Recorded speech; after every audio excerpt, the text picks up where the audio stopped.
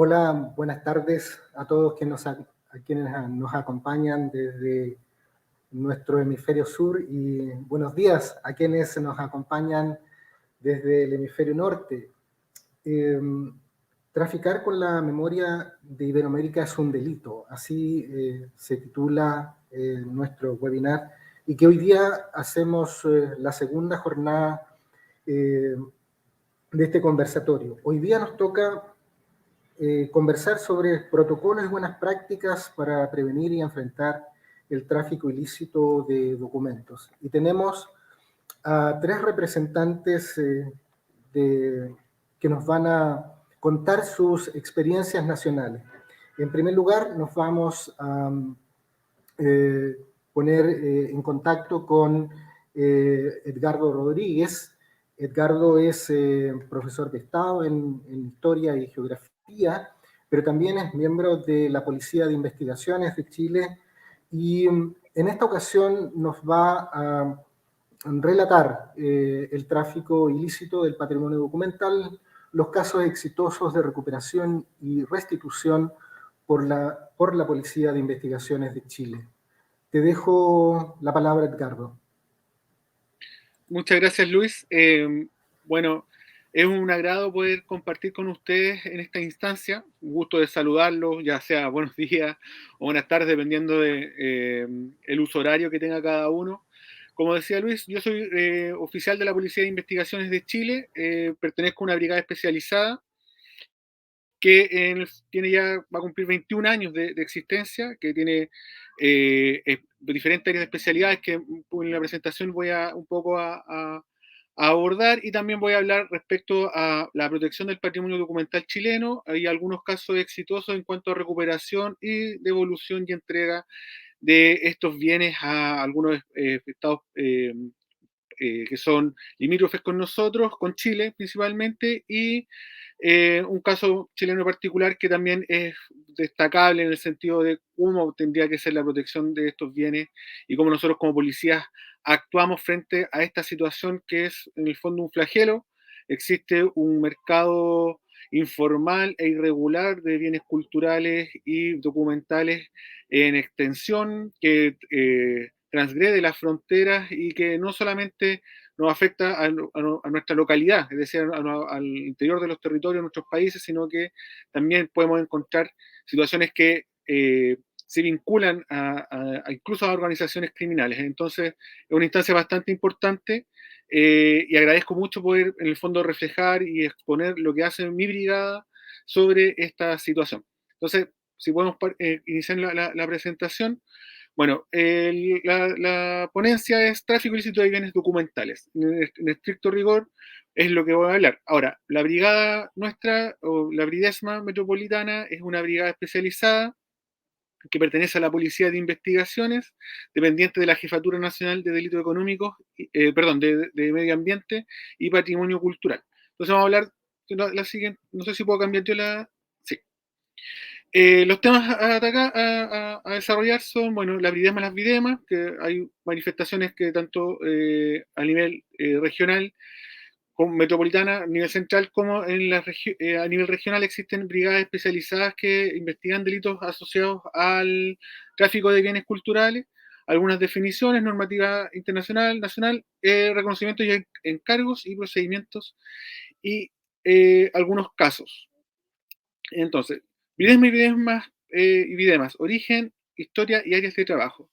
Bueno, lo primero que debemos decir que la brigada a la que pertenezco y el área que pertenezco tiene una razón constitucional que está principalmente dada en el artículo 19, en el numeral 8 y 10 de ese artículo respecto a los derechos y deberes de los ciudadanos chilenos.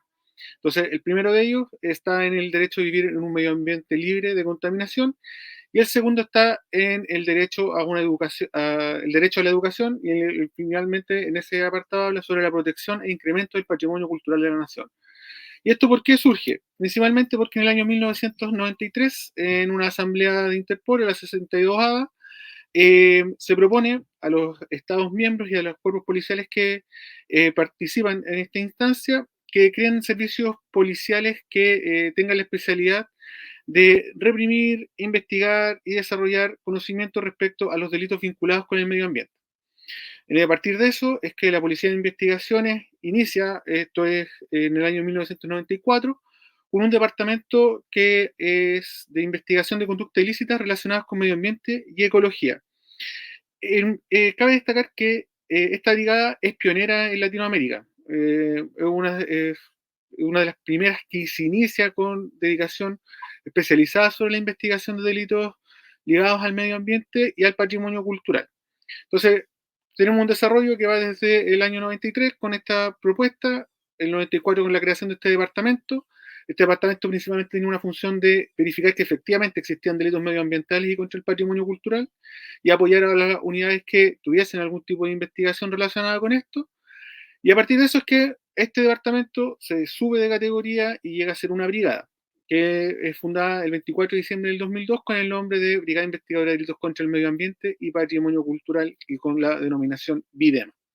Luego, en el 2005, nos crean una sección de Ecología y Medio Ambiente que es el aporte técnico científico que tienen las investigaciones de la Policía de Investigaciones, y valga la redundancia, ya que esta sección está unida o depende del laboratorio de criminalística. Es decir, en este lugar o esta sección es la que realiza los informes periciales que nosotros necesitamos como insumo científico y técnico para el desarrollo de nuestras investigaciones. Por lo tanto, ahí en esa sección hay profesionales peritos desde las diferentes áreas de las ciencias naturales hasta la arqueología. Por lo tanto, tenemos ahí insumos importantes para el desarrollo de nuestras investigaciones.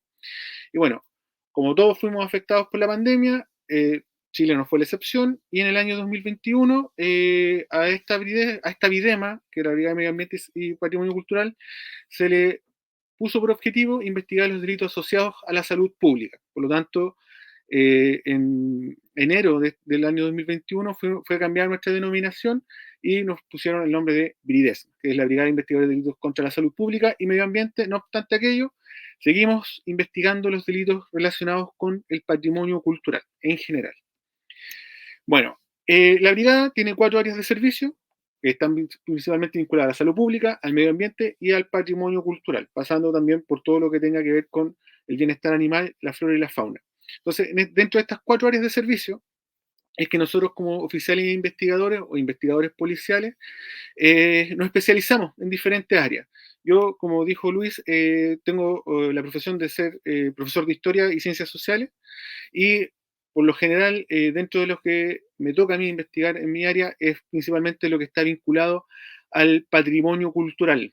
Entonces, tanto patrimonio cultural, histórico, artístico y todas sus manifestaciones que pudiesen ser constitutivas de algún delito. Entonces, tenemos estas 4 áreas que son sumamente amplias, nos demandan una fuerza de trabajo bastante importante. Y bueno, la Brinesma Metropolitana tiene una jurisdicción, es decir, abarca dentro del territorio nacional desde la región de Coquimbo hasta la región del Maule. Es decir, es Coquimbo, región metropolitana, región del Libertador Bernardo Higgins y la región del Maule. Es decir, abarca casi el 40% del territorio nacional continental y más del 60% de la población. Nosotros, por lo tanto, esta brigada especializada atiende a un gran número de ciudadanos chilenos respecto a los delitos que atentan a la salud pública, al medio ambiente y patrimonio cultural. Y ahí ustedes pueden ver en el fondo cómo estamos desplegados en el territorio, teniendo videos regionales en Arica, Antofagasta, Copiapó, Valparaíso, Temuco, Valdivia, Aysén y una en la zona austral que está en formación, que es un grupo de investigación de preferente de delitos contra el medio ambiente y el patrimonio cultural, y una sección que es la CIDEMA, que es una sección de investigación de delitos medioambientales que está en Rapa Nui, Isla de Pascua, que también tiene un desarrollo especializado respecto a la investigación. Bueno, Rapa Nui en sí, la isla por completo es un monumento nacional, tanto tiene monumentos históricos como es un monumento arqueológico en términos generales. Entonces vamos ahora a pasar un poco a la materia que nos convoca en este webinar, este conversatorio, que habla respecto a la protección de los bienes documentales. En Chile tenemos, bueno, diferentes cuerpos legales que regulan el el acceso a los documentos, en fin, teniendo nuestro primer atisbo protección a los bienes documentales en el decreto de Fuerza Ley 5200, que es del 10 de septiembre de 1929 y que ha tenido sus últimas modificaciones en el año 2022. Dentro de todas las cosas que establece este decreto de fuerza de ley, el artículo 14 es uno de los más importantes. ¿Por qué? Porque este artículo define cuáles son los documentos que tienen que estar a resguardo del Estado Nacional. Es decir, cuáles son los documentos que tienen que ser transferidos en cierta oportunidad, cumpliendo cierta cantidad de tiempo, tienen que ser transferidos a los diferentes archivos, ya sea a nuestro archivo nacional histórico, a nuestro archivo de la administración o los archivos regionales o incluso a algunos museos regionales que tengan las condiciones para la conservación de este tipo de documentos. Entonces, dependiendo de esta situación, este cuerpo legal establece y obliga a diferentes servicios del Estado, de la administración del Estado, a hacer transferencias de estos documentos a estos archivos con un plazo perentorio va que desde los 5 hasta los 70 u 80 años, dependiendo de la condición de cada uno de los documentos. De hecho, los documentos que tienen que estar resguardados más antiguos o tienen que ser transferidos son los que cumplen 80 años, que son principalmente los archivos judiciales. Entonces, aquí tenemos nuestra primera visión o acercamiento respecto a la protección del patrimonio documental. Y a su vez, también tenemos la primera, o el primer como problema, donde se vislumbra uno de los primeros problemas o facilitadores del tráfico de bienes culturales o de patrimonio documental, que está principalmente dado en que la transferencia de estos documentos a veces no se cumple o se cumple de mala manera. Es decir, los archivos que tienen que ser, o los documentos que tienen que ser transferidos en su minuto, se demoran en ser llegados al lugar de resguardo, por lo tanto, ahí puede haber una salida de este círculo de seguridad y pueden después terminar siendo comercializados en los mercados informales, situaciones que hemos pesquisado y hemos observado. Otra parte de la normativa del patrimonio documental de nuestro país está vinculado a la ley 17.288 de monumentos nacionales, que en el fondo establece o regula, que es la ley madre o la ley primordial respecto a la protección de los bienes culturales en nuestro país, en Chile principalmente, que establece 5 tipologías de monumentos nacionales, que son los monumentos históricos, los monumentos públicos, las zonas típicas pintorescas, los santuarios de la naturaleza y los monumentos arqueológicos y paleontológicos. Todo esto están declarados, están contenidos en esta ley y es el patrimonio cultural institucionalizado que nosotros conocemos, que está de resguardo del Estado y que lo protege. Y la particularidad que tiene esta ley es que, por ejemplo, declara monumentos históricos a todos los documentos emitidos entre el año 1885 y 1891 y contenidos en el archivo del registro civil e identificación. Entonces hay documentación que además de ser producida por los servicios del Estado, que tiene que ser transferida a los archivos, existen documentos en particular que también, fuera de esa macro declaratoria, pueden ser declarados como monumento histórico, que va a tener una protección especial, eh, en particular, que va a estar dada principalmente por esta ley. De hecho, ahí tenemos un ejemplo, que es una resolución que hace el registro civil cuando establece que se acredita que Neftalí Reyes Basualto efectivamente es Pablo Neruda, y no son personas distintas o personas naturales o ciudadanos chilenos distintos a uno. Es decir, bueno, se pensaba que eran dos personas diferentes, sino que en el fondo era el seudónimo de autor que tenía Neftalí Reyes. Es decir, Pablo Neruda es Neftalí Reyes y viceversa. Entonces, eso se acreditó a través de un certificado que es parte de esta gran colección, se puede decir, o fondo de documentos que son también considerados como monumentos históricos. Además, bueno, esta ley en particular sanciona o tiene delitos que son específicos respecto a los que de alguna forma causen daños a los monumentos nacionales o se apropien de ellos. Entonces, cuando tenemos la figura en particular de que los bienes documentales o bienes patrimoniales históricos están siendo sujetos al tráfico, entra en juego esta ley. ¿Cuál es la diferencia de esta ley y por qué es importante señalarlo? Es que esta es una ley que solamente protege o sanciona los delitos que están asociados única y exclusivamente a los monumentos nacionales, dejando fuera todo el conjunto de objetos, bienes y situaciones que pudiesen estar asociados al patrimonio cultural en general.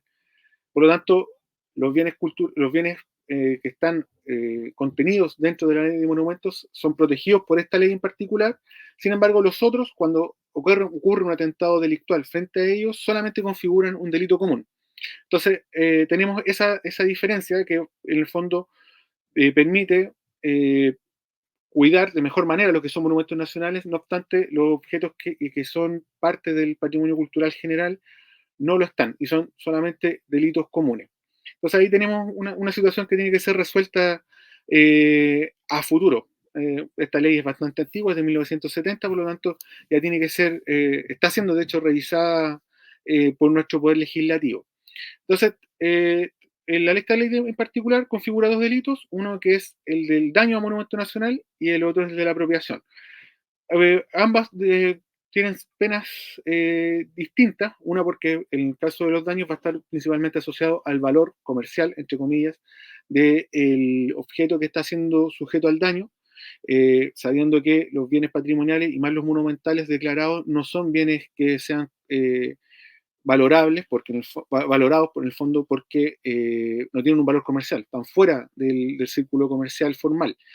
Y en el caso de los delitos de la apropiación, bueno, eso es lo mismo, configura también una multa a quien se apropie de un monumento nacional y asocia la pena que está descrita en el Código Penal respecto a los delitos contra la propiedad, ya sea de robo, hurto, apropiación indebida, en fin. Por lo tanto, tenemos estas figuras para poder, en el fondo, trabajar como oficiales e investigadores sobre el tráfico de bienes culturales en general.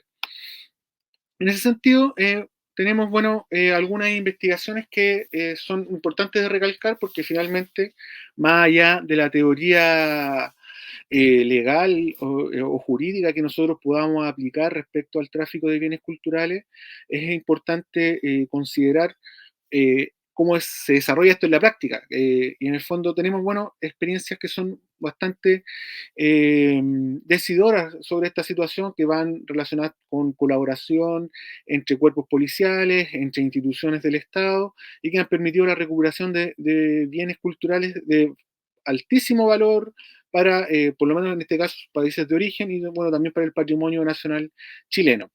Bueno, uno de los casos que les quiero comentar es la recuperación de este libro Folio Vitela, que es un libro de cuentas de la Real Casa de Moneda de Lima, el que pudimos recuperar gracias a que, haciendo un análisis respecto a redes sociales y principalmente a la venta de ciertos bienes culturales en plataformas virtuales, pudimos dar con que un anticuario santiaguino de acá de Chile, que es un bibliólogo, estaba comercializando diferentes objetos de, eh, interés patrimonial y entre ellos estaba comercializando este libro señalando que era un objeto eh, de altísimo valor, de época colonial, época virreinal, y que se estaba comercializando en alrededor de $3.000. Respecto a esto, bueno, nosotros nos llamó la atención porque decía que era un objeto documental de origen peruano, que derivaba la cuenta del virreinato, por lo tanto tenía ciertas características que a nosotros nos hacía presumir de que la sola tenencia de una persona particular podría tener algún tipo de vulneración a la legislación peruana. Por lo tanto, informamos a través de nuestro Servicio Nacional del Patrimonio por la Unidad de Tráfico Ilícito al, al Ministerio de Cultura peruano respecto a esta situación, quienes en un reporte bastante acabado y bien desarrollado informan que este objeto había sido sustraído en el año 2006, si no mal recuerdo, 2005, desde el Archivo General del Perú, siendo parte de una colección bastante más extensa y que en el fondo tenían todas las características de que era el objeto que había sido sustraído. Y es sumamente decidor este caso porque el tráfico de bienes documentales y de patrimonio documental es transfronterizo. Este objeto, cuando nosotros hicimos la investigación, que ya se encuentra cerrada y que lo pudimos recuperar y entregar a las autoridades peruanas acá en Chile, al embajador principalmente, este objeto no solamente fue una transferencia ilícita desde Perú hacia Chile, sino que este objeto salió de territorio peruano, estuvo en Estados Unidos, fue publicado y comercializado a través de eBay, y este bibliólogo que les comentaba lo compró a través de esta plataforma y fue a buscar, a retirar directamente a Estados Unidos a una casilla que se había conseguido y posteriormente lo ingresa a Chile. Fallaron todos los sistemas de prevención, tanto los de control fronterizo, aduanero, en fin, y este se estaba comercializando acá. Entonces, bueno, nosotros informamos, nos llega un requerimiento a través del Ministerio de Cultura, a través de Interpol, formalizamos una investigación aquí en Chile, logramos encontrar el objeto, lo pudimos incautar, en Argentina dice secuestrar, en fin, lo pudimos recuperar y posteriormente lo pudimos entregar a las autoridades peruanas de forma satisfactoria. Y como este, hemos tenido otros casos de objetos de bienes documentales peruanos que tienen un altísimo valor. Bueno, acá era una imagen de la recuperación de unos documentos sustraídos desde Argentina, que también fue una situación bastante particular, porque estos objetos, estos documentos que fueron desarrollados y confeccionados en Argentina, en La Plata principalmente, eran comunicación entre ciertos personeros argentinos con una familia de origen boliviano que llegó acá a Chile, que era de apellido Valivian, que de hecho se asentaron en Valparaíso, en la región de Valparaíso, acá en Chile. De hecho, existe actualmente un palacio asociado a esa familia. Y estos documentos, bueno, un anticuario acá en Chile los mantuvo en su poder y los ofreció a las autoridades argentinas, a los servicios argentinos, principalmente al archivo histórico argentino, y ellos en el fondo reconocen que estos documentos fueron traficados. Por lo tanto, tuvieron un ingreso ilícito al territorio chileno y hicieron los encargos correspondientes a través de Interpol. Por lo tanto, una vez que tuvimos esta información, Interpol se comunica con nosotros con el Ministerio Público, que es la forma que nosotros trabajamos, conseguimos una orden de investigar y pudimos establecer que efectivamente estos documentos habían sido ingresados al territorio chileno de forma ilícita. Bueno, ahí hemos visto un poco más o menos cómo fue el procedimiento, que lamentablemente no se puede observar en la presentación, de cómo nosotros llegamos a este domicilio de esta persona, pudimos recuperar los objetos y posteriormente fueron entregados a la Policía Federal Argentina de forma satisfactoria y bueno, obviamente transferidos al archivo que corresponde. Bueno, y finalmente les quería comentar un caso nacional que es que viene relacionado en el fondo con todo lo que he podido hablar respecto a cuáles son los documentos chilenos que están sujetos a nuestra legislación, que son parte de nuestro patrimonio documental y archivístico y que en el fondo podría configurar un delito, no solamente un delito asociado a nuestro código común o nuestro código penal en general, sino que a esta ley especial que les hablaba, que es la ley de monumentos nacionales. Y ocurre que en la región de Arica, para los que no conocen Chile, Chile como es conocido, esta frase cliché es una larga y delgada faja de tierra. Bueno, la región de Arica es nuestra puerta norte, es la región que está limitando con Perú y Bolivia. Y en ese lugar, bueno, existe un monumento nacional que se conoce como Ferrocarril Arica-La Paz. Este ferrocarril es antiquísimo, es del siglo XIX, si no me recuerdo, del siglo XIX, y está declarado como un monumento histórico. Ocurre que dentro de este proceso, este ferrocarril a veces está en buenas condiciones, a veces no, tiene algunas dependencias que están ya deshabitadas, y que en esos lugares todavía existen piezas y objetos que tienen interés histórico y patrimonial. Y en ese contexto, una persona, una ciudadana chilena, ingresó a uno de estos lugares y sustrajo una cantidad importante de documentos que en el fondo dan cuenta de las partidas y las transferencias que hacían en ciertas estaciones hacia Bolivia o hacia Chile. Y en ese lugar, bueno, en ese contexto, esta persona comercializa estos documentos a través de redes sociales, principalmente marketplace de Facebook, y ofrece esta cantidad de documentos a un precio importante, señalando que son documentos del ferrocarril Arica-La Paz, que en el fondo dan cuenta de las transferencias comerciales en el siglo XIX, y que los vendía alrededor de deben ser 10 a 15 dólares cada uno, cada una de las piezas. Estamos hablando de que tenía un legajo de más de 100 ejemplares, por lo tanto, era bastante considerable. Bueno, en esa situación, los funcionarios y los investigadores policiales de Arica consiguen una orden de investigar, concurren al lugar, logran individualizar a la persona y logran recuperar estos objetos que son valiosísimos para la historia regional de Arica. Por lo tanto, estos objetos, una vez que fueron recuperados, fueron devueltos o fueron entregados principalmente a la Universidad, si no mal recuerdo, de Tarapacá, y puestos en valor en el fondo como bienes patrimoniales del Estado, que en el fondo es parte de la empresa de ferrocarriles del Estado F, que actualmente funciona. Entonces, tenemos estas situaciones que dan cuenta de que los bienes documentales y el patrimonio documental son objetos que están sujetos a tráfico, que tienen un valor comercial en el mercado informal importante, y que hay mercado, es decir, existiendo una demanda pujante respecto a la obtención de estos bienes por parte de los coleccionistas y la inobservancia de las legislaciones tanto nacionales como internacionales respecto a la protección de ellos, vamos a seguir teniendo este tipo de situaciones.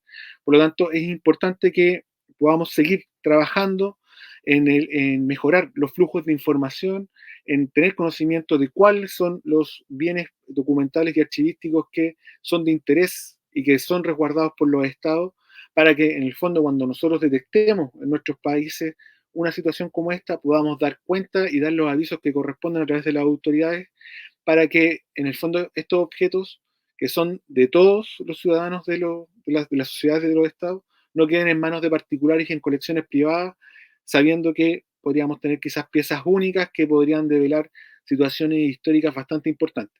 Por lo tanto, es una situación bien, bien interesante a desarrollar y agradezco mucho que nos hayan podido permitir exponer respecto a qué hacemos y cómo nosotros abordamos esta situación.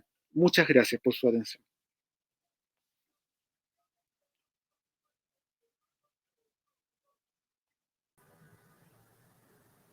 Ahí estoy de nuevo, muchas gracias Edgardo. Excelente presentación. Tú nos presentaste, yo viendo un poco, tratando de hacer una síntesis de tu presentación, tú la dividiste en tres partes. La primera, nos mostraste la evolución de la institucionalidad de tu brigada, desde la Videma hasta la Bridesma, ¿no es cierto?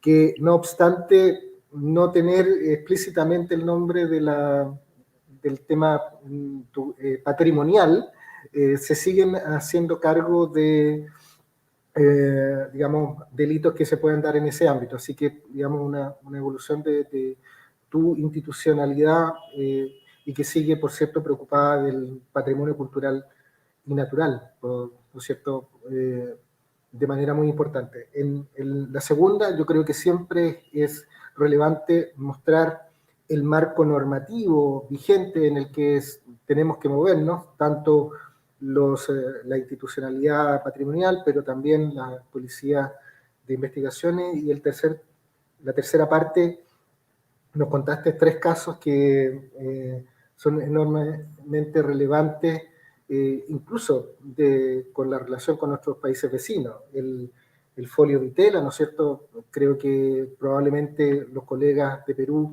lo van a reiterar y lo van a mencionar más adelante.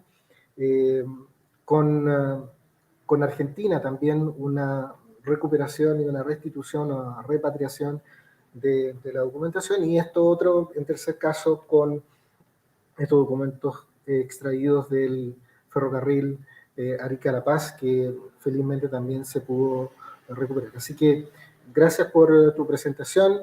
Ahora vamos a dar paso a los colegas del Perú. Vamos a comenzar con Alberto Meneses Hermosa. Alberto es jefe del área de registro y defensa del patrimonio documental archivístico de la Dirección del Archivo Histórico del Archivo General de la Nación del Perú. Alberto, te dejo la palabra. Gracias, Luis. Bueno, perdonen el nombre tan larguito que tenemos, pero bueno, son costumbres que aún se tienen en el país. Bueno, en esta oportunidad, buenos días y buenas tardes para todos los que están conectados y van a compartir con nosotros esos momentos. Y bueno, sí, estamos buscando exponer sobre los protocolos y buenas prácticas para prevenir y enfrentar el tráfico ilícito de documentos. Y bueno, en esta oportunidad voy a hablarles acerca de algo que se desarrolló en el Archivo General de la Nación, que específicamente fue la creación del área de registro y defensa del Archivo General de la Nación, y que son 5 años de lucha contra el tráfico ilegal del patrimonio documental, específicamente archivístico, del 2018 al 2023.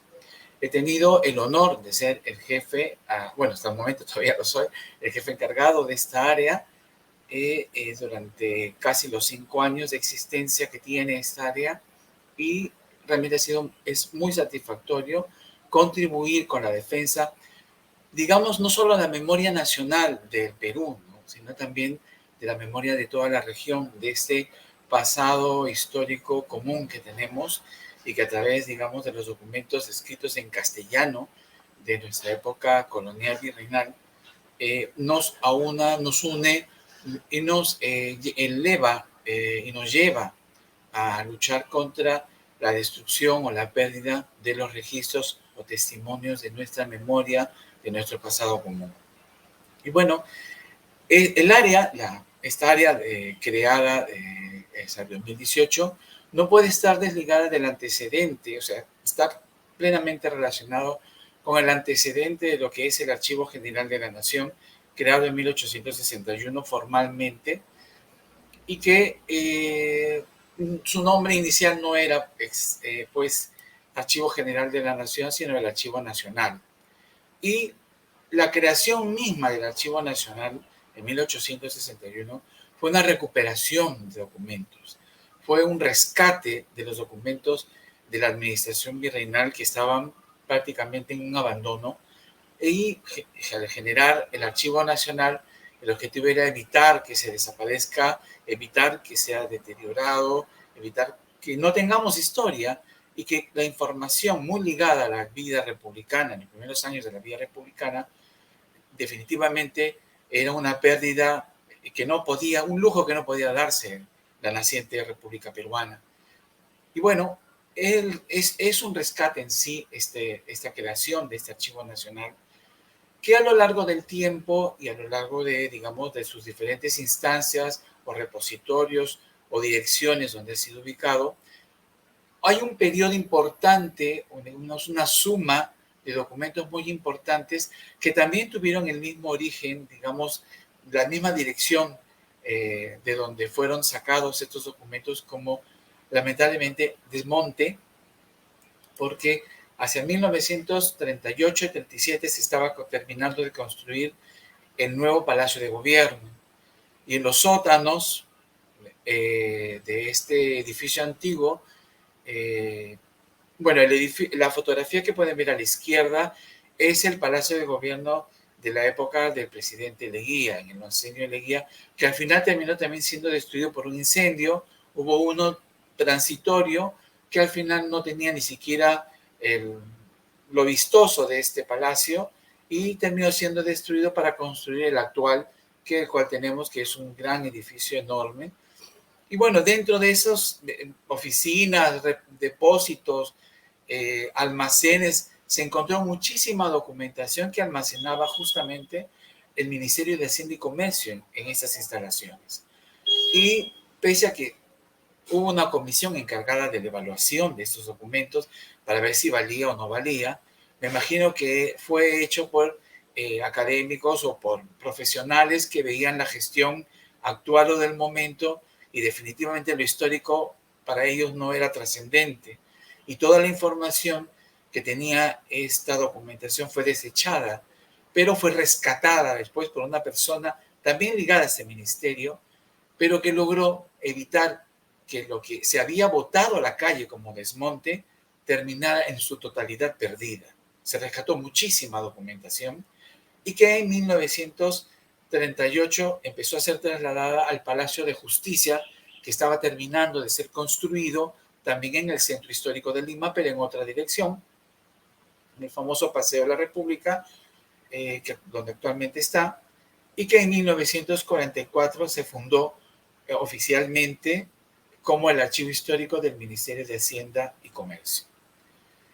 Pero ese gran archivo es bastante importante dentro de la historia del Archivo Nacional, porque va a terminar siendo vecino del Archivo Nacional, que se encontraba en su momento en la Biblioteca Nacional, y lamentablemente ocurrió un suceso que obligó también a sacarlo de allí, de la Biblioteca Nacional. Ocurrió un enorme incendio que destruyó muchísimos libros. Gracias a Dios, la pérdida de documentos del Archivo Nacional fue mínima, pero ya era imposible y sostenible tener la documentación en ese lugar.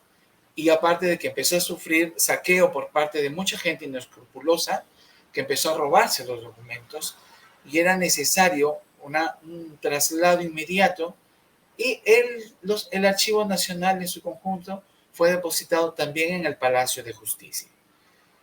Una puerta tras una puerta, frente a otra, se encontraba el Archivo Nacional y también el Archivo Histórico del Ministerio de Hacienda y Comercio. Este periodo, digamos, de ser vecinos duró desde 1943 hasta 1970 y estuvieron en los sótanos del actual Palacio de Justicia.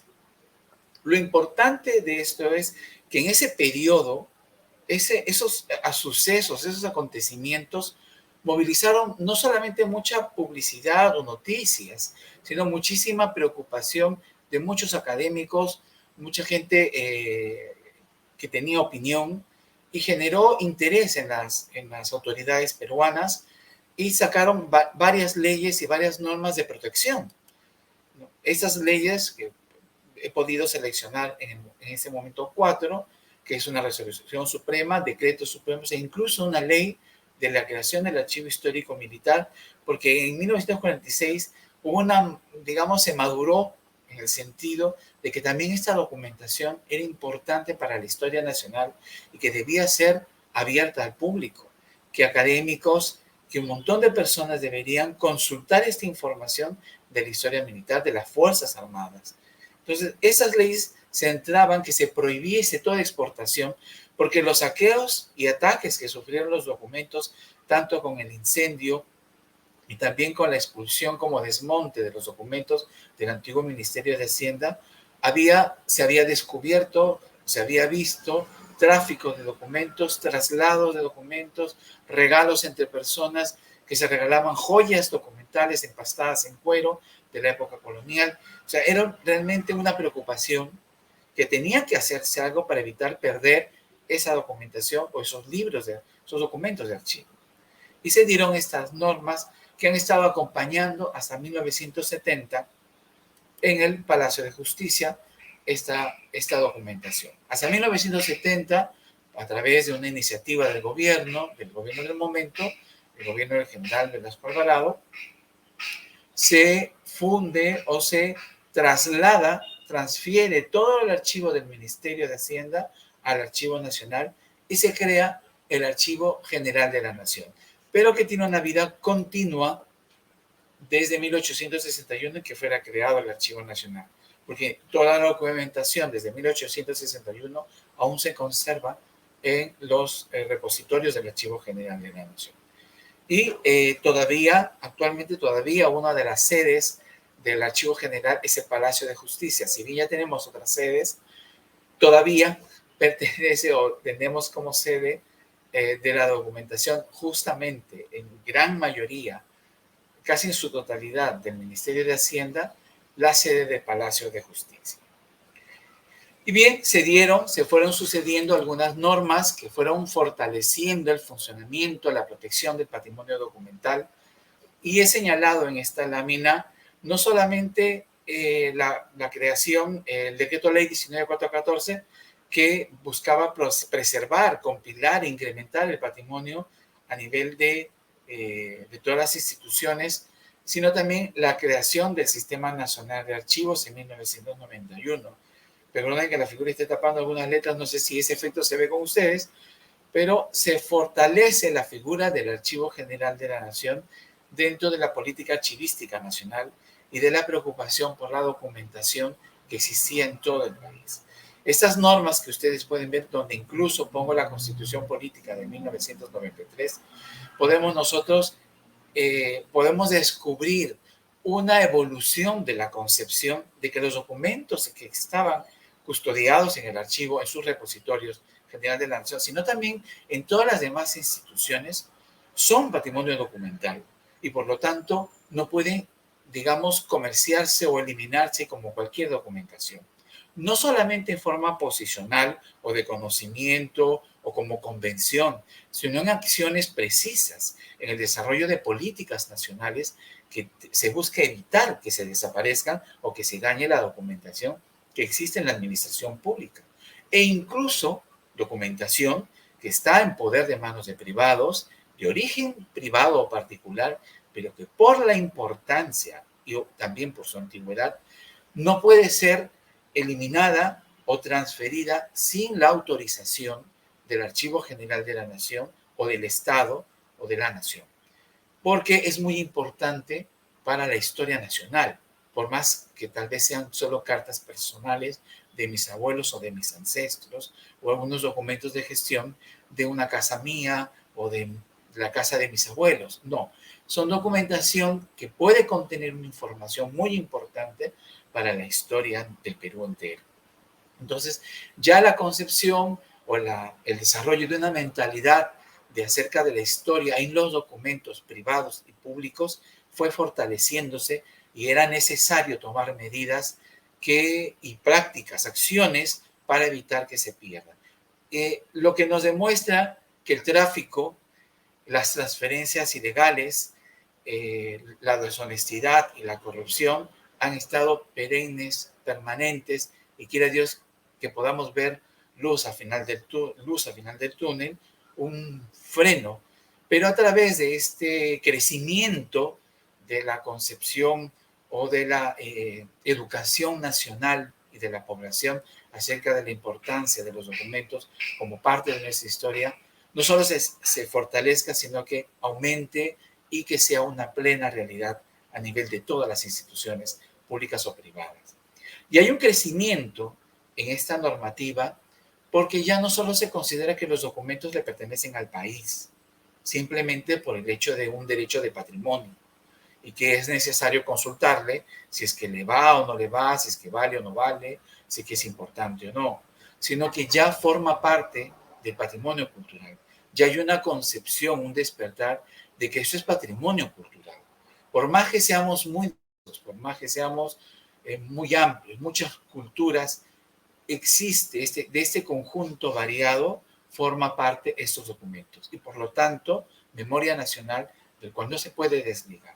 Y hay un crecimiento también en el sentido de desarrollar, no solamente en forma tácita o a priori, o por convención de que son patrimonio cultural.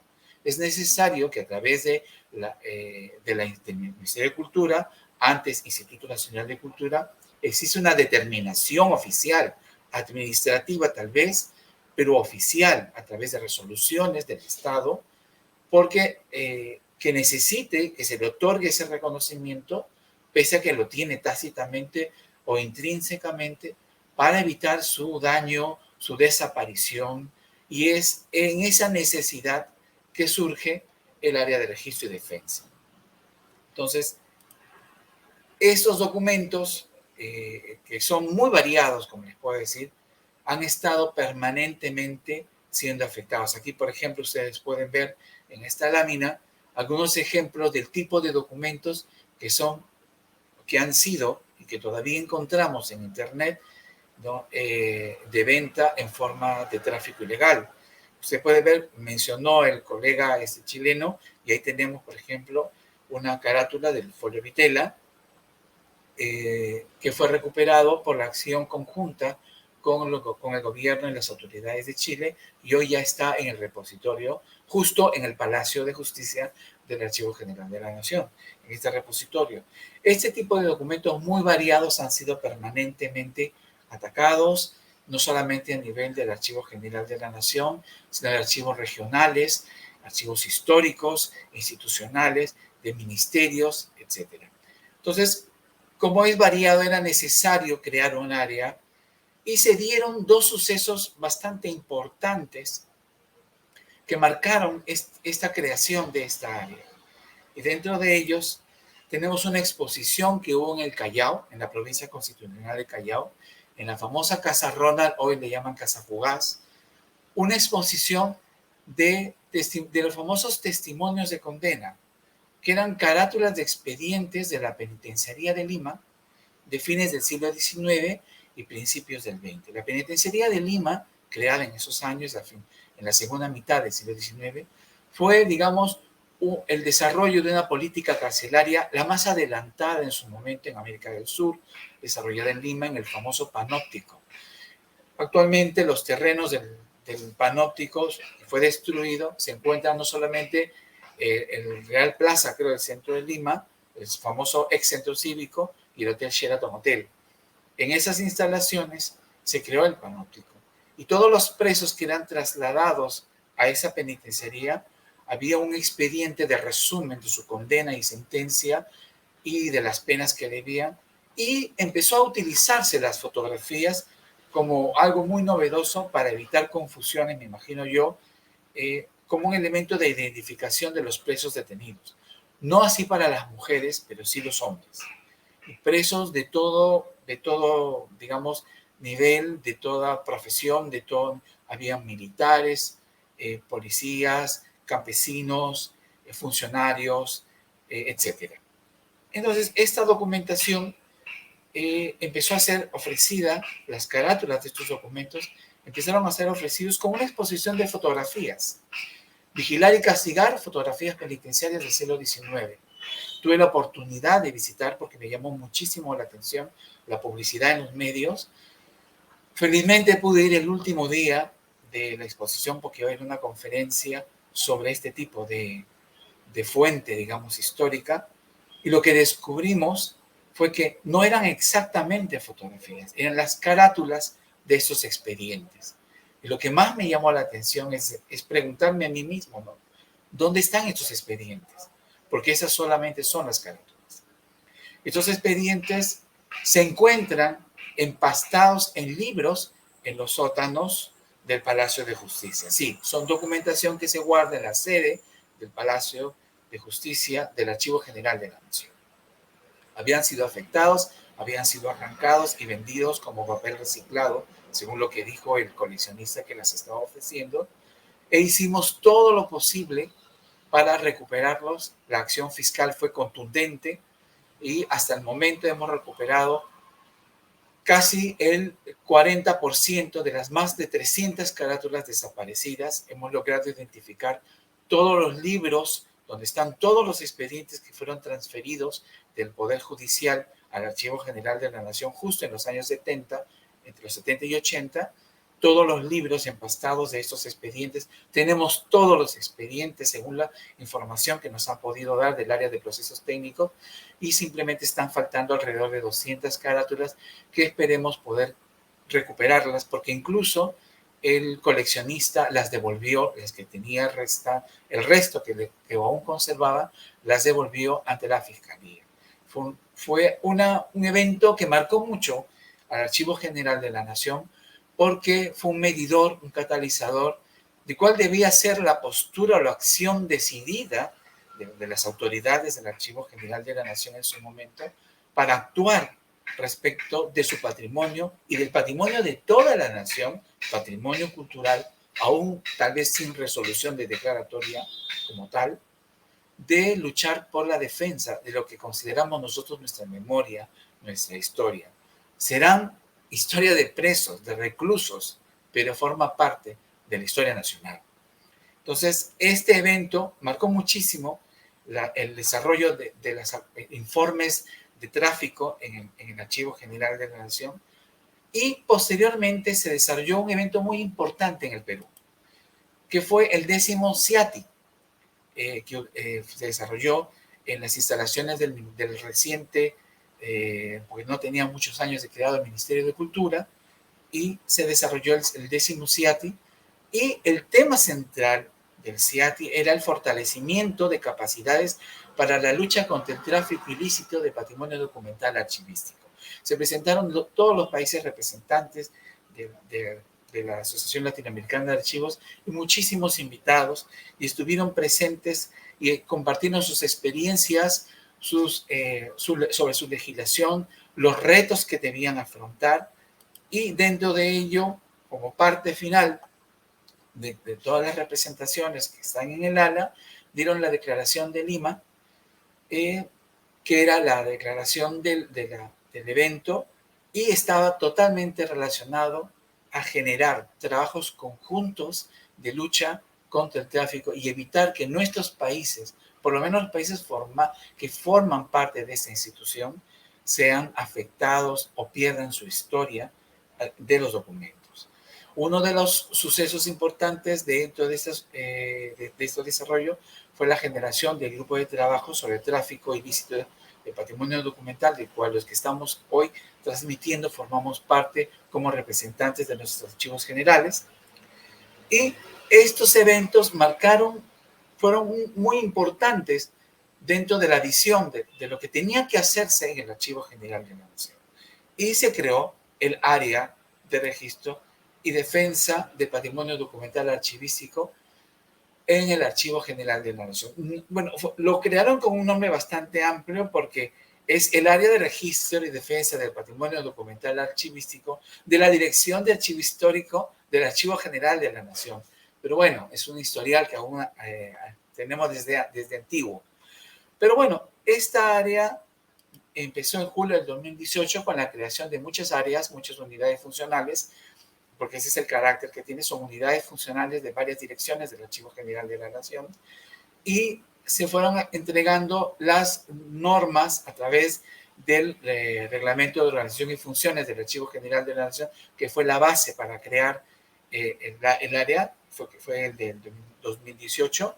Luego se establecieron la creación de estas áreas propiamente dichas en julio de 2018 a través de una resolución jefatura, y se dieron luego las funciones del área, y así también, creo que aquí se puede ver, no se puede ver, pero bueno, se establecieron una función principal que tenía el archivo, esta área, es la gestión del patrimonio cultural. A través de esta función que tiene esta área, era también una política de prevención del tráfico, y era lograr que los documentos que son valiosos y que son patrimonio cultural puedan ya tener ese reconocimiento institucional, administrativo, oficial de parte del Estado o del gobierno, a través de resoluciones viceministeriales del Ministerio de Cultura, y a su vez generar un registro de estos documentos ya declarados. Este carácter está establecido en la Ley General del Patrimonio Cultural de la Nación, la Ley 2829C, es muy importante, que ha contribuido a la recuperación y a la protección de muchísimos bienes culturales en el Perú, que no solamente son de documentos, sino también de toda naturaleza. Otra función es brindar la consulta archivística especializada, materializada en capacitaciones a todas las instituciones, no solamente al público en general, sino también documentar e instruir a instituciones como la Policía Nacional, museos diferentes instituciones que están ligadas a la defensa del patrimonio cultural, pero específicamente en materia de archivos. Y ejecutar unas acciones en caso de infracciones a las normas, es hacer un seguimiento en Internet, porque es la plataforma o las redes sociales que son las plataformas por excelencia del tráfico hoy en la modernidad, hoy en esta actualidad, del tráfico de documentos. Aún no entramos en la zona dark, me imagino que eso ya tiene que entrar a otro tipo de unidad mucho más especializada para evitar que los virus destruyan los sistemas informáticos. Y bueno, y apoyar en la custodia o en la determinación de las incautaciones que hace el Ministerio de Cultura de oficio cuando tiene que incautar bienes que se encuentran en tráfico. Estas funciones son muy importantes porque han acompañado el desempeño de esta función, pero lo interesante es que esta es la norma, por ejemplo, que estos trabajos terminan siendo formalizados por la institución competente. En este caso, por ejemplo, acá hay una copia de una declaratoria de patrimonio cultural publicada en el Diario Oficial del Peruano. Por lo tanto, que se le reconoce el valor intrínseco cultural que tiene un documento en el país, en Perú, y a su vez ese documento es registrado por el Archivo General de la Nación en el Registro Nacional de Colecciones Documentales y Archivos Históricos Públicos o de particulares. Vaya con los nombres grandes, pero bueno, esos son los reconocimientos que tiene y esos documentos se visibiliza su condición, ya no solamente de convención o que se presume, sino que ya hay una norma que determina que sí lo es, y su defensa y protección ayuda a que esta sea ya no solo nacional, sino internacional. Porque este tipo de normas son de acceso internacional y son los elementos de prueba ante cualquier daño a nivel internacional. Luego, el tráfico ilegal, del cual nosotros buscamos e identificamos documentos, hacemos informes técnicos. Estas son dos carátulas que ustedes pueden ver de los informes técnicos que desarrollamos en conjunto, en comunión con el Ministerio de Cultura, e identificamos no solamente dónde los están vendiendo, en qué país, cuál es la página web que está vendiendo, sino que entregamos todos los elementos visibles que nos puede otorgar en la web y la identificación de estos bienes, y hemos logrado que a través de estos informes sean canalizados a través de las alertas virtuales que desarrolla el Ministerio de Cultura y comunica a todas las instituciones ligadas en la defensa y la lucha contra el tráfico ilegal, y hemos tenido grandes resultados porque todos los documentos que hasta ahorita han sido repatriados, incautados a nivel nacional y repatriados por la buena voluntad de las autoridades de otros países y también de algunos coleccionistas y de galerías y de vendedores que han reconocido que si en efecto el Perú tiene derechos sobre estos bienes porque ha sido afectado por estos, son producto de afectación y de sustracciones ilegales, y nos han otorgado, nos han devuelto los documentos. Esta acción en conjunto ha tenido muy buenos resultados, y lo más resaltante es que la actividad desarrollada desde el Archivo General de la Nación en conjunto, con instituciones como Interpol, Policía Fiscal, la Dirección de Investigación de Crimen, el Ministerio Público, la aduana en el Perú, la Interpol Lima y el Ministerio de Relaciones Exteriores, no solamente han logrado formar todo un equipo interinstitucional efectivo en la lucha contra el tráfico, sino materializar el derecho que tiene la nación peruana sobre estos documentos que están en tráfico, que se encuentran bajo tráfico, que pueden tener todo un historial de ventas de coleccionistas de mano tras mano, de país tras país, ¿no? Por ejemplo, el libro Vitela, que menciona el colega chileno, por ejemplo, tuvo un periplo que fue hacia Chile, a Estados Unidos, y terminó siendo ofrecido en Chile, como generándole un historial de ventas para tratar de defenderlo de los derechos que tenía sobre él la nación peruana. Y que las autoridades lograron reconocer de que en efecto estos derechos son legítimos. Y hoy, en efecto, ese libro está en su repositorio de origen, que es el Perú. O sea, a través de este trabajo se ha logrado una participación no solamente nacional, sino internacional. Y los documentos que hemos logrado repartir son de diferente, que hemos denunciado y que hemos logrado repartir, todos han sido observados en las páginas web y hemos logrado que se reconozca ese derecho que tiene el Perú.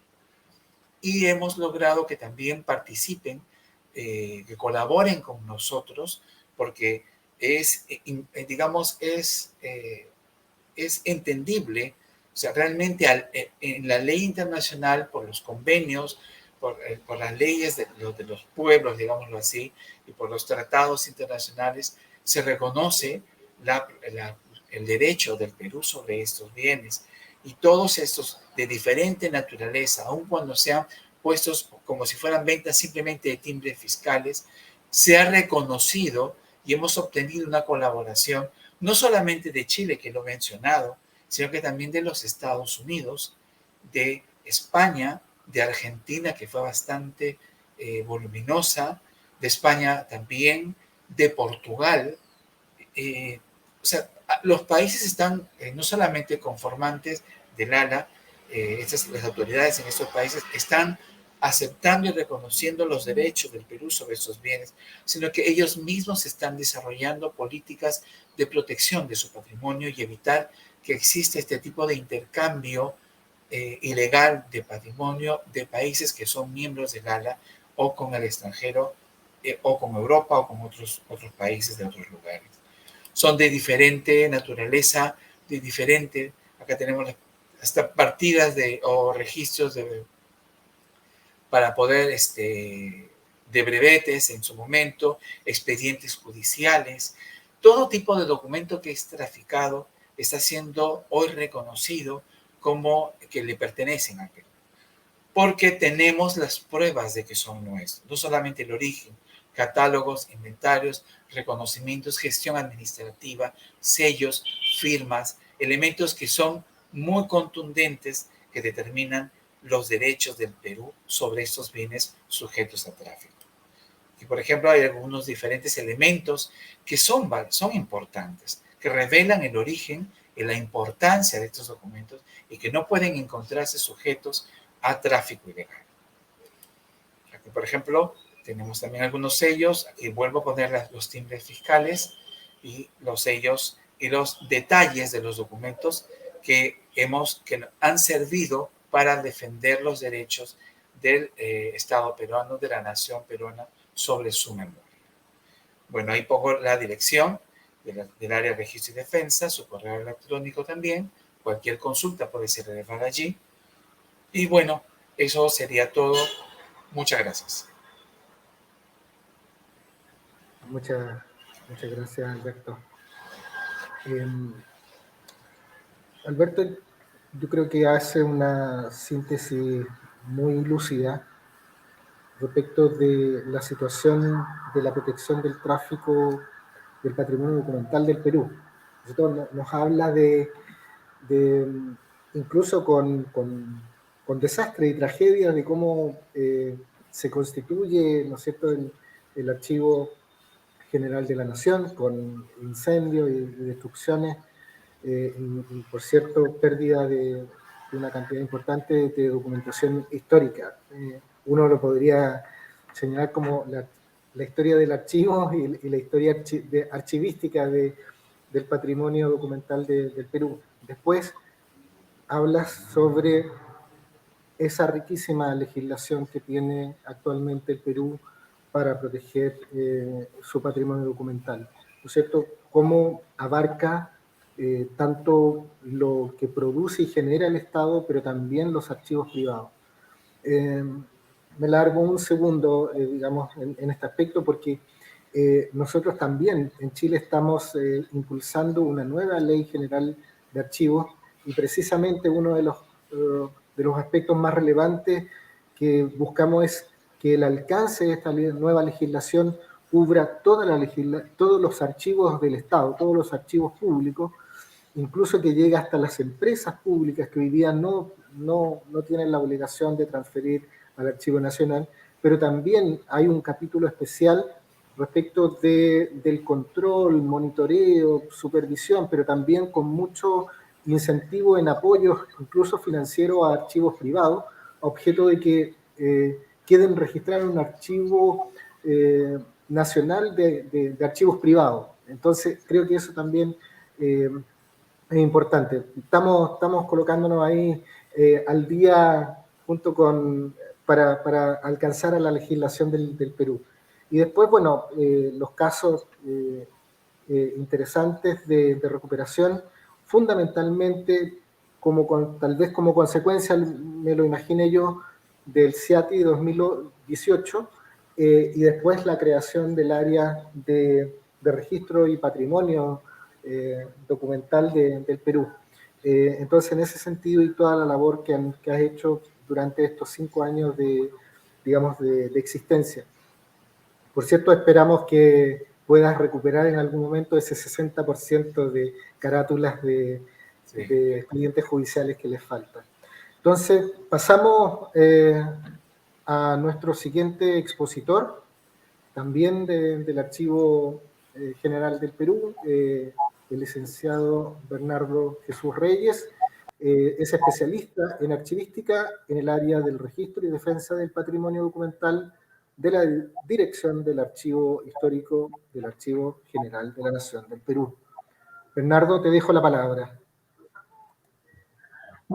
Buenas, me presento ante ustedes aquí en esta ocasión para continuar con la exposición sobre la labor del área de registro y defensa del patrimonio documental archivístico en el tiempo que fue creado, desde que fue creado, ¿no? Vamos a ver, primero tenemos que señalar que el área pues que cubrimos principalmente, ¿no? Es sobre el tráfico documental de documentos peruanos históricos en el Internet. Es un fenómeno que ha surgido este siglo y que ha motivado, ¿no?, una serie de ataques a los archivos históricos peruanos y exportaciones ilegales. Porque es una cosa que se ha retroalimentado, ¿no? Entre la aparición de más portales de comercio de antigüedades y el afán de los coleccionistas y los traficantes de abastecerse de stock atacando a los archivos históricos, no solo en Perú, sino en todo el mundo, Latinoamérica. Tenemos, por ejemplo, entre los portales que ofrecen documentos históricos, lo más general, que son los portales de comercio, como lo son eBay, Amazon, Mercado Libre, que ofrecen diversos productos en general, ¿no? Toda clase de ofertas comerciales, entre las que también hay patrimonio cultural de diversos países y entre ellos patrimonio documental peruano. Luego tenemos portales de subastas de antigüedades online, como la web española Todo Colección o la web eCollector, o otras similares, ¿no? O la web invaluable.com, ¿no?, que se especializan en las ventas y subastas de patrimonio de diversas casas anticuarias, ¿no? Especialmente tienen programados en todo el año grandes eventos de subastas, ¿no? Las casas de antigüedades también tienen sus webs particulares, ¿no?, donde ofertan su propio stock. Y finalmente tenemos las redes sociales como Facebook y otras, donde también hay vendedores que promueven o exhiben o promueven la venta de su documentación. Alguna de ellas puede ser perfectamente entendible que sean privadas, de colección privada, pero otras son documentos con señas de ser de instituciones históricas o de archivos históricos. Como les dije, la aparición del comercio en Internet está ligado a una nueva oleada de ataques a los archivos históricos peruanos, que antiguamente pues habían sido afectados por hechos como incendios, guerras, ¿no? Y el descuido de las autoridades o falta de legislación había hecho que se formen de forma relativamente espuria o autorizada colecciones, ¿no? Que luego pasaron al extranjero y ahora están en universidades en Estados Unidos y en otros lugares. Pero fuera de esta coyuntura antigua, a partir del año 2000 tenemos que con el surgimiento de la venta en Internet ha habido una serie orquestada y por oleadas de ataques a los archivos históricos e institucionales que conservan documentación histórica del Perú, entre los cuales tenemos afectados al Archivo General de la Nación, al Archivo Regional de Arequipa, al Archivo Regional de Lima Provincia, de la Beneficencia Pública de Lima, un poco al Archivo Regional del Cusco, a los manuscritos e impresos de la Biblioteca Nacional de Lima, al Archivo Histórico Militar del Perú y a las colecciones particulares que tienen documentos históricos, como la Memoria Prado, del cual se exportó un documento que era sobre rebeliones anticoloniales de inicio del siglo XIX. Entonces, el AGN tiene un formato de informe técnico del que ya se habló en la exposición anterior. Este formato nos lo recomendó el Ministerio de Cultura para enfocarnos en cada caso que vayamos encontrando en Internet, porque antes se hacían reportes generales, ¿no? Ahora es algo más intensivo para cada caso que vamos encontrando. Es un formato que tenemos desde el 2014 y que el área de registro y defensa lo utiliza, ¿no? Con sus modificaciones que ha ido haciéndose a lo largo del tiempo. En este formato de informe técnico nosotros señalamos los antecedentes, cómo se halla la oferta, los datos de la subasta, o sea, el enlace web, el vendedor, si es posible, la dirección de donde se está subastando, el precio, todos los detalles. Y luego tenemos la metodología, una metodología, ¿no? Ayer, por ejemplo, en el caso mexicano se presentó un esquema metodológico muy claro en un cuestionario de preguntas con diversos aspectos. Nosotros tenemos 3 aspectos para el análisis de los documentos que vamos encontrando en el Internet, ¿no? Y el primer aspecto es la revisión de características externas e internas. Primero vamos, todo de acuerdo a las fotos que nos va llegando de las ofertas, ¿no? Las externas son las que podemos percibir a simple vista. En este caso, usando las fotografías que del mismo vendedor, siempre teniendo en cuenta que el vendedor afirma vender originales y no facsímiles o copias digitalizadas, porque también hay casos de anticuarios que venden facsímiles de documentos antiguos. Eso no es venta de patrimonio, eso no está prohibido bajo ningún concepto, porque son copias modernas de fotografías modernas de documentos antiguos. Lo característico externo, por ejemplo, tenemos el soporte, que puede ser papel de trapo, papel madera, cuero, pergaminos, fotografía, ¿no? Toda clase de soporte donde se plasma la información. La clase es la forma en que la información va codificada, que puede ser manuscrito, impreso, mecanografiado, y también pueden ser los croquis, los dibujos o las fotografías. Los tipos documentales, que son las formas en que la información viene organizada de acuerdo a su función, que puede ser oficios, cartas, contratos notariales, documentos reales expedidos por la corona, certificaciones, cuentas, libramientos, toda clase de documentos. Hay una gama enorme. El tipo documental puede ser considerado aspecto externo, pero también aspecto interno, porque hay que tener cierto conocimiento, ¿no? Para analizar el documento, identificar el tipo. En cuanto a los formatos, tenemos la principal característica es el tamaño. A veces el vendedor lo señala por largo, ancho, ¿no? Eh, Tenemos pues que lo que normalmente vemos son folios, un folio que es la mitad de un pliego, y a veces puede ser también haber divisiones como cuartillas, octavillas, ¿no? De una división de un folio. La tradición o forma es si el documento es borrador, original o copia o testimonio, ¿no? El borrador es un documento preparatorio, pero dada su antigüedad, es un documento también histórico. El original es el que tiene las firmas de los otorgantes y su trámite.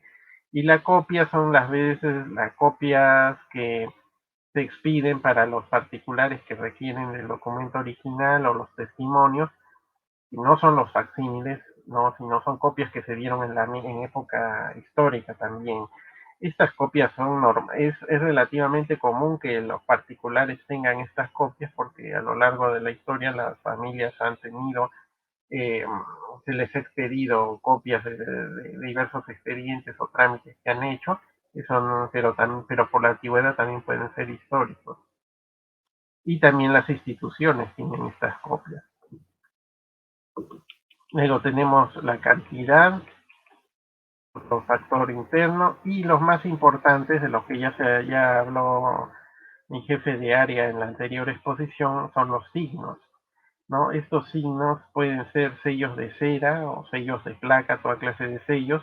Los sellos del papel sellado, que desde el siglo XVII hasta la actualidad existen en los documentos administrativos y notariales.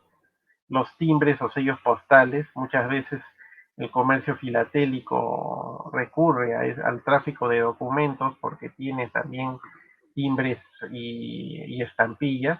Las filigranas de fábrica, que es lo que se ve al trasluz. La foliación, que indica que el documento forma parte de un volumen mayor. Los sellos institucionales, que representan que el documento está ligado a una institución. Y los más importantes son los signos y sellos que pertenecen a los archivos históricos. Estos, estos sellos de archivo histórico son tan importantes que generalmente los traficantes buscan borrarlos o deteriorarlos, ya que son los que indican que inequívocamente que el documento ha sido sustraído de un archivo histórico recientemente.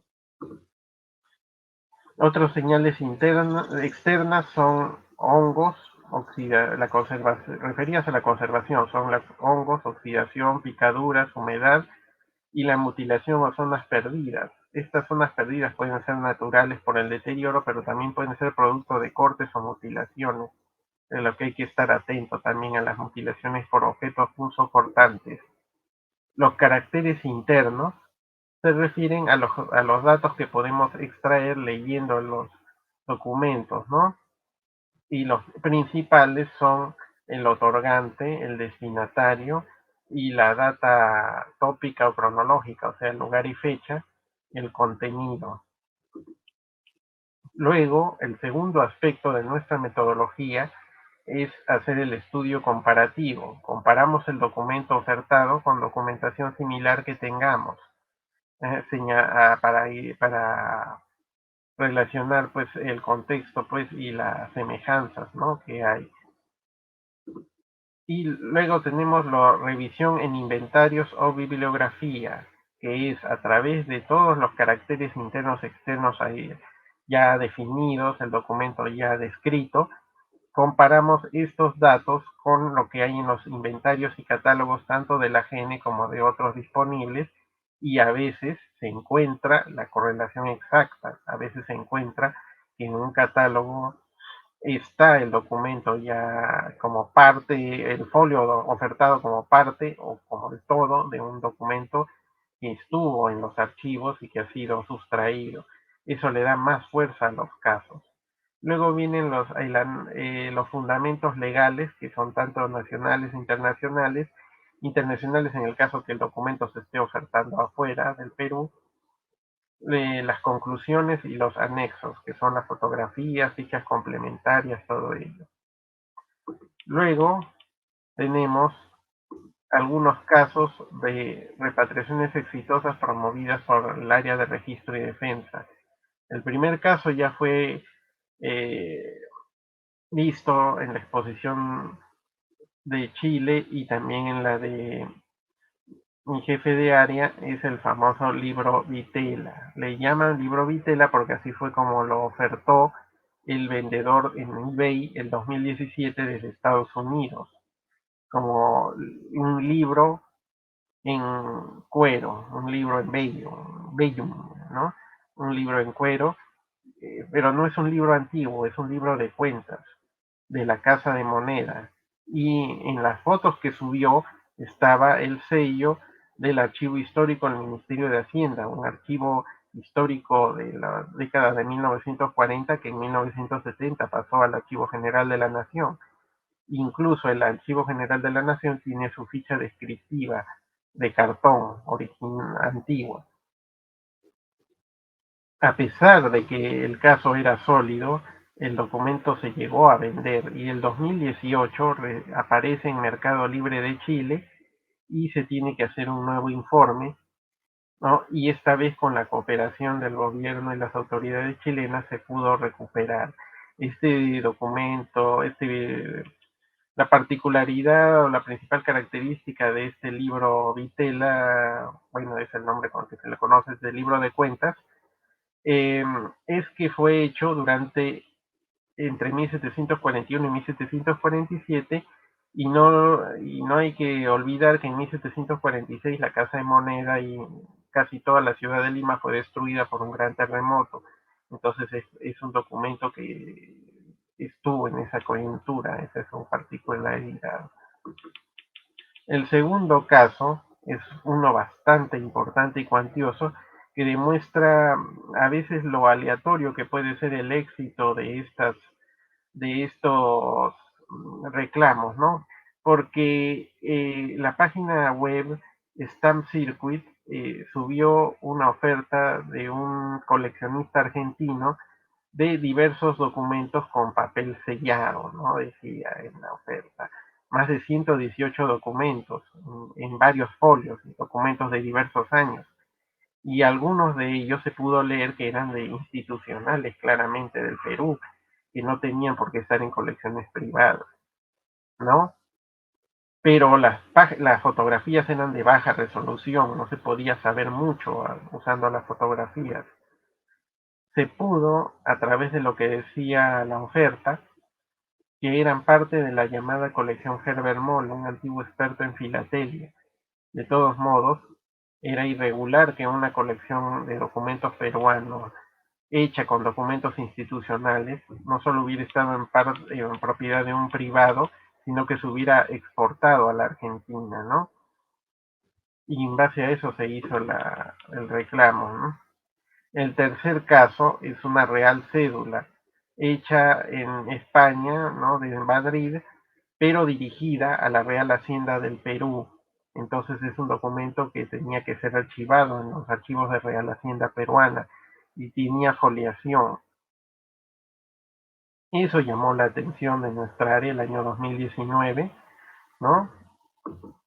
Y se pudo encontrar por la foliación, que es un carácter interno, ¿no? Un signo, eh, y también por el contenido, la fecha, la data y todo, lo que implica esta cédula, que estaba mencionado en el catálogo de reales cédulas, reales órdenes del Archivo Histórico del Ministerio de Hacienda del año, un catálogo de 1947. El cuarto caso es una certificación de compra de plata de la Casa de Moneda de Lima, y también llamó nuestra atención en plena época de pandemia, en 2020, nosotros hacíamos trabajo remoto, ¿no? Y se pudo identificar que había una zona en la esquina inferior izquierda que estaba parchada, ¿no? Tapada. Y esa zona corresponde a lo que, haciendo el análisis comparativo con documentos que tenemos en el archivo histórico del Ministerio de Hacienda, que esa zona corresponde a donde se pone el sello del archivo histórico del Ministerio de Hacienda. Como les dije antes, ese tipo de sellos son tan importantes que son los que mutilan los traficantes.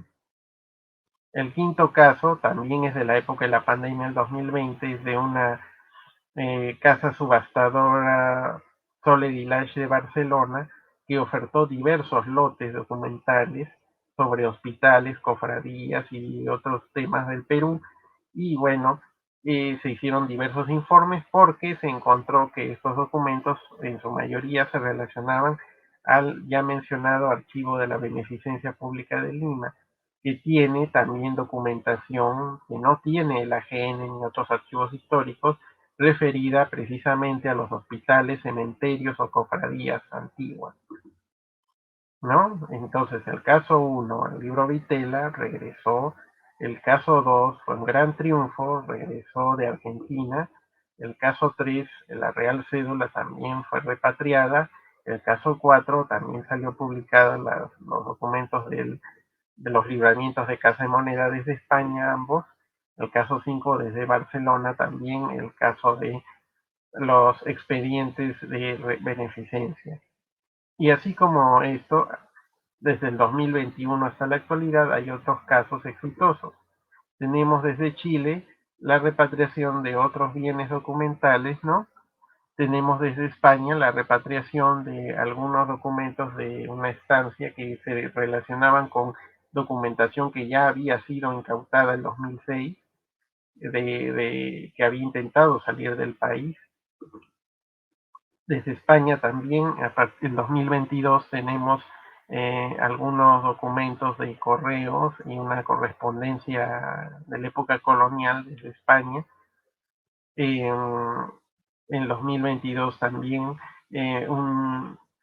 una escritura, contrato notarial del siglo XVI de Arequipa, que son documentos también muy atacados.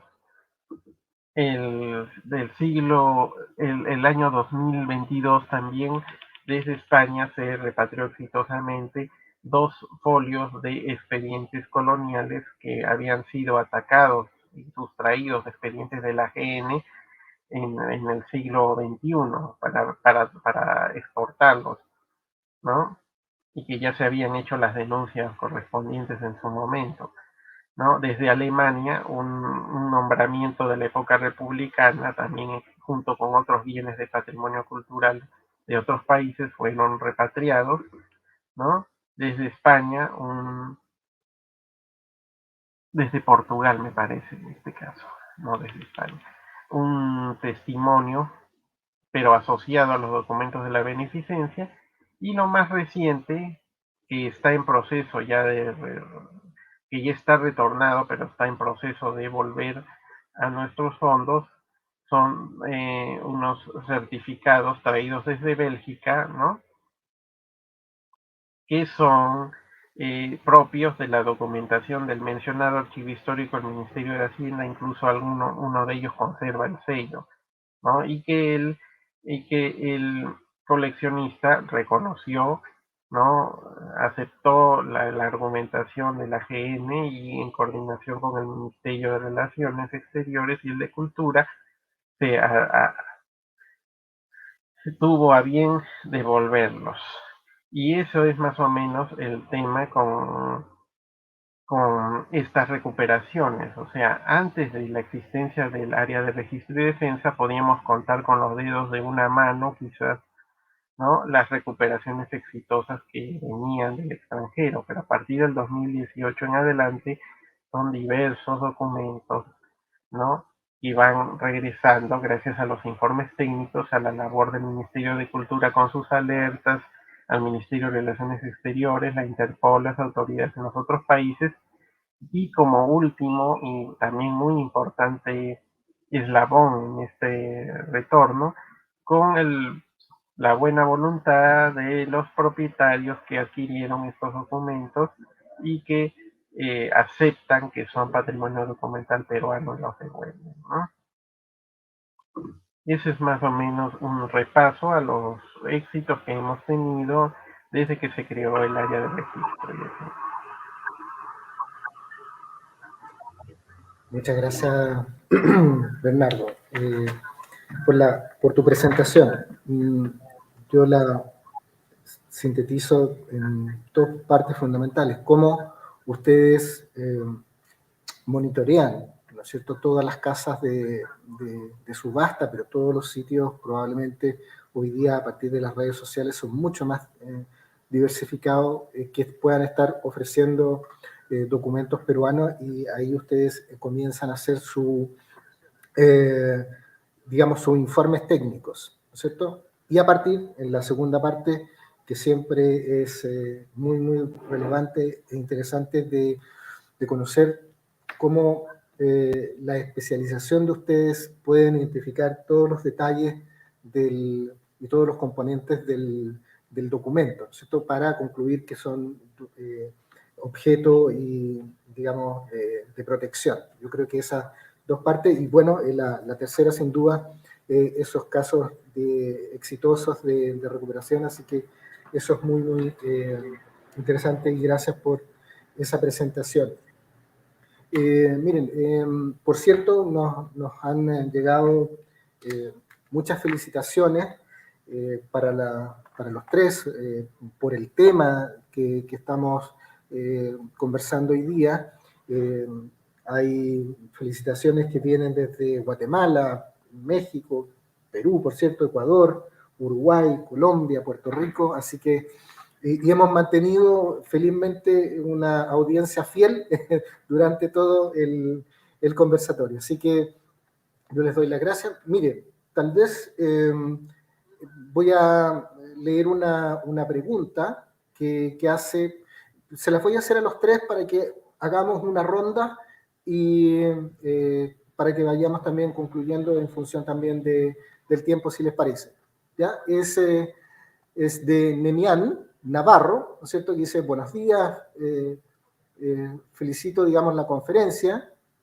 Mis dudas son, ¿qué acciones tomar para concientizar a la población sobre qué es el patrimonio documental y por qué es importante, para así poder reconocerlo si está a la venta? Y con base a lo anterior, ¿cómo puede la sociedad en común tomar acciones para modificar o notificar a los archivos si sospecha que se está vendiendo patrimonio documental en redes sociales? No sé si pudieron tomar apunte, son varias preguntas en una de Menian, pero hagamos una ronda a partir de, comenzando también por Edgardo, y en el orden de las presentaciones, si le parece. Bueno, muchas gracias por la pregunta. Las preguntas en realidad que están bien atingentes a lo que hemos tratado. Es sumamente complejo el tema de concientizar a la población, porque eso ya tienen que ser políticas más bien gubernamentales a nivel de Estado que en el fondo puedan abarcar y lograr que todos los ciudadanos o los miembros de la sociedad conozcan de su patrimonio en general y más en específico de su patrimonio documental. Creo que la experiencia que cada uno de los exponentes desarrollaron, se dieron varias luces respecto a cómo reconocerlo, principalmente en cuanto a materialidad, sellos, escritura, tipologías, grafologías, en fin. Hay muchos elementos que permiten suponer que estamos frente a bienes documentales o archivísticos que tienen algún tipo de valor, tanto patrimonial, histórico, incluso comercial. Entonces, ahí hay un tema que hay que trabajar y abordar. Ahora, como medidas preventivas, cada vez que, por en el caso de nosotros, se detecta una situación como esta, tenemos canales de denuncia abiertos. La brigada nuestra, que es la brigada especializada y centraliza mucho la información, tenemos correos habilitados en el caso chileno, que es el correo de la brigada, que es informacionesbridesma@investigaciones.cl, y en él nosotros revisamos 24/7 ese correo y damos respuesta a la ciudadanía respecto a todos los delitos que investigamos, y en particular los de patrimonio cultural. Entonces, ahí tenemos una situación. También trabajamos estrechamente con los archivos, con el Servicio Nacional del Patrimonio y con los demás servicios sectoriales que nos podrían dar alguna luz. Entonces, lo importante siempre es dar a conocer la información y los antecedentes que tengan a las autoridades pertinentes. Eso revista algún tipo de interés, que tiene consideración de que puede ser un objeto original patrimonial, no quedarse con la duda, sino que informar y en el fondo canalizar esta información para que nosotros podamos, o las instituciones que correspondan, pueda lograr algún tipo de acción. En el caso nuestro, cuando es o no es, informamos como corresponde. Sí, estamos frente a esto, iniciamos un proceso investigativo, o si no, decimos muchas gracias por la información, pero no está dentro de lo que podría considerarse parte de el acervo patrimonial. Eso. Bueno, ¿correcto? respecto del Archivo General de la Nación, son varias áreas las que tiene la Dirección de Archivo Histórico. El área de registro y defensa es una de ellas, pero en nuestro caso, lo que estamos haciendo es generar publicidad acerca de la declaratoria como patrimonio cultural de los documentos que están en diferentes archivos, instituciones, ministerios, y procurar que se declaren esos documentos y se visibilice esa declaratoria para que la población conozca, tanto a nivel común de casa, pero también a nivel institucional, se conozca que tienen documentos importantes, no solamente actas de declaratorias de independencia, sino diversa documentación que tienen inclusive las municipalidades, para que se sepa, se conozca que es patrimonio cultural, que meritan ser protegidos, custodiados, cuidados y debidamente, digamos, conservados.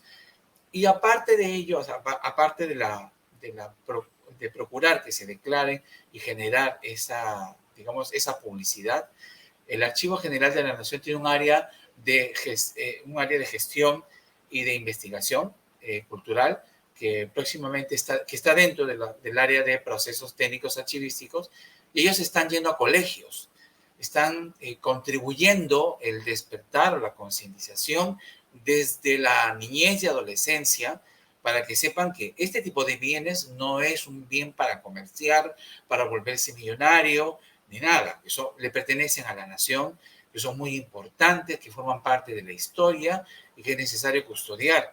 Hace exposiciones itinerantes, llevan afiches, información y enseñanza, tanto a nivel de los alumnos como también a través de educación o clases, digamos, a los profesores de los colegios o de las UGELs, la Unidad de Gestión Educativa de la zona, donde reúnen muchos colegios, para poder explicarle a los profesores y a los alumnos la importancia de los documentos de archivo. Tuve la oportunidad de inaugurar en el gran distrito de Villa El Salvador, en Lima Sur, un evento en su Palacio de la Juventud que estuvo bastante visitado digamos, los alumnos de toda esa zona, y también los profesores de la UGEL tuvieron una capacitación por el personal de procesos técnicos y de gestión e investigación para concientizar. O sea, también se está llegando a los colegios para poder concientizar a la población sobre estos documentos. Hay teléfonos y correos, tanto a nivel del Ministerio de Cultura, que también hace y nos invita a eventos a nivel nacional para poder despertar o capacitar a las entidades sobre la importancia de los bienes como patrimonio cultural. Hay correos y teléfonos para poder llamar en caso. A través de la misma página web, el Archivo General tiene su Facebook, tiene su Twitter, tiene su TikTok y tiene su Instagram. Ya está la moda, la onda, como dicen el AGN, y yo creo que es el modo mucho más, digamos, fácil de poder comunicar. Inmediatamente se recibe una información, pasa a mi área, o a esta área, perdón, no es mi área, a esta área, y empezamos a trabajar respecto de lo que sea necesario desarrollar o comunicar sobre si se descubre que hay un caso de tráfico. Eso sería todo. Bernardo, permíteme un segundo para más bien incorporarte otra pregunta, y si quieres la abordas directamente, que es de Vicky López. ¿Quiénes detectaron estas ventas en Internet? ¿Tienen un mecanismo de coordinación para la vigilancia de las subastas o las páginas? Vicky quiere que profundice esa parte que si bien tú la tomaste, pero a lo mejor ella quiere tener más conocimientos respecto de cómo es el seguimiento que hacen ustedes a la venta en Internet de documentos históricos del Perú.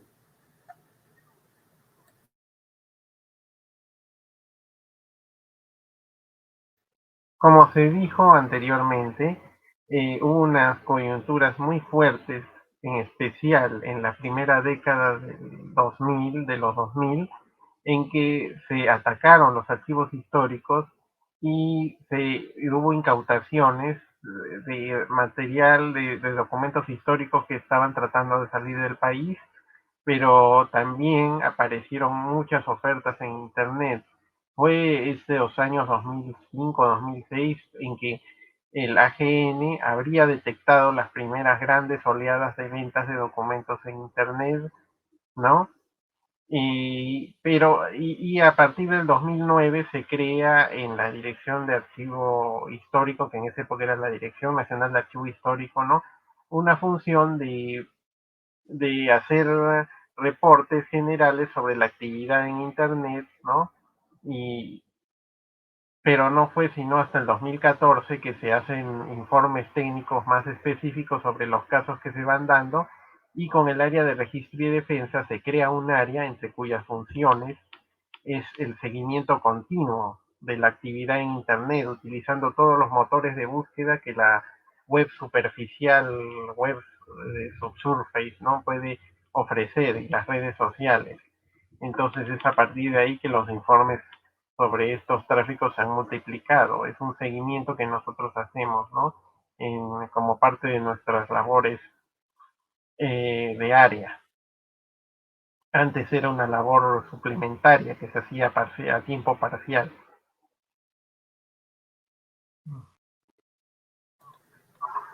Muchas gracias, Bernardo. Bueno, yo no sé si alguno tiene una última conclusión para ir cerrando, o cerramos ya para, por cierto, agradecerle cada una de sus presentaciones. Nos han entregado una cantidad de, digamos, de elementos y de conocimientos para, no sé, incluso concientizarnos para el tema del resguardo y recuperación de nuestros patrimonios documentales respectivos. Así que yo les agradezco nuevamente su participación, y esperemos que nos puedan acompañar en futuros conversatorios.